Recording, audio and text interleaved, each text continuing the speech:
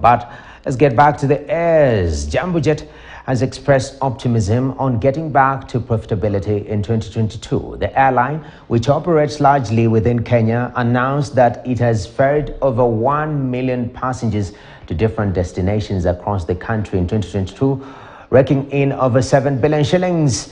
Good afternoon, Jimmy. What's the latest from your end?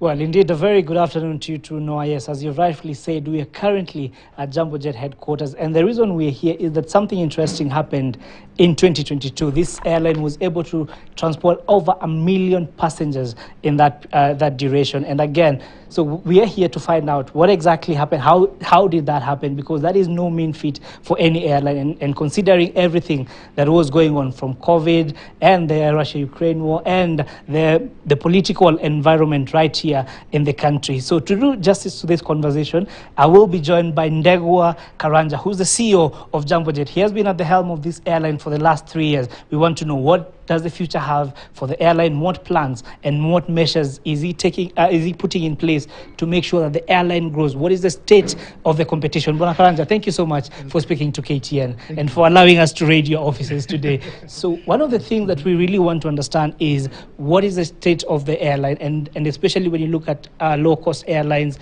where are we? What is going on in that space? Oh, thank you, Jimmy, and thank you for coming over. Always glad to host you. One thing I can say, 2022 was a good year. It was a very challenging year, given the circumstances that were surrounding the business. From COVID at the beginning of 2022, we were still struggling with COVID, lots of restrictions. Secondly, you saw the Russia-Ukraine war. Yeah. What that war did, it made the cost of doing business increase. You find our fuel prices, the prices that we are paying was 94% above budget. The dollar shot was about 28% more than what we normally get.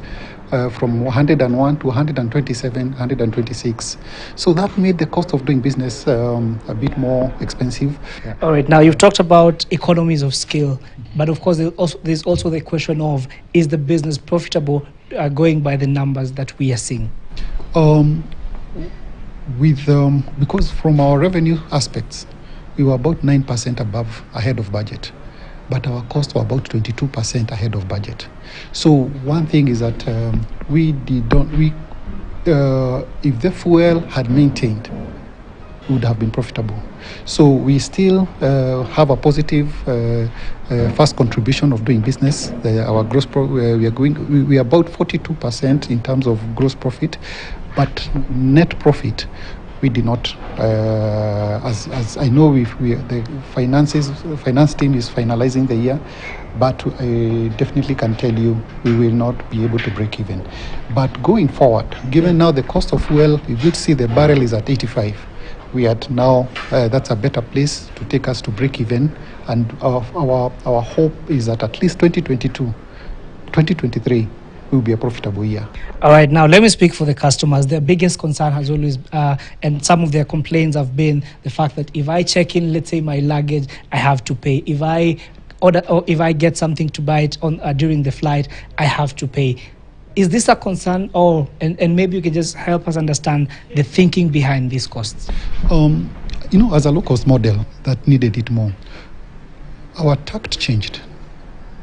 We started looking at, there are quite a number of areas that are highly underserved. You find between Mombasa, Kisumu, there was no one operating. Mombasa, Eldoret, there was no one operating.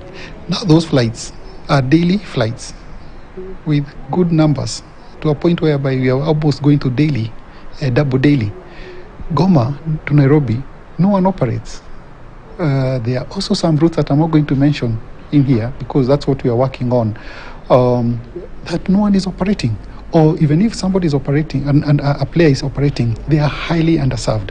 So we decided going forward, what we'll be doing is that we'll be looking for which are these highly underserved routes and you're able to grow them. Yeah. All right, thank you so much, Bwana Karanja. And of course, Noah, there you have it. Of course, we will be trying to engage him more on the side just to be able to get a picture of what 2023 and some of the plans that he has talked about, some of these new routes. Maybe we'll try and convince him to hint at some of these routes that they will be going. That they will be starting those routes going into 2023. And of course, recently we saw that campaign of 1,000 tickets going for 1,000 shillings. I don't know whether you were lucky to get one of those, because I didn't. But anyway, for the time being, back to you.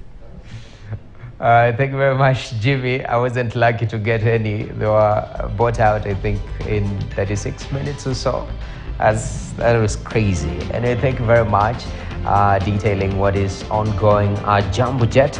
And closing the week, I will make a quote, end of the week quote. Most business owners wouldn't use their own product, and that's why new customers don't want to either.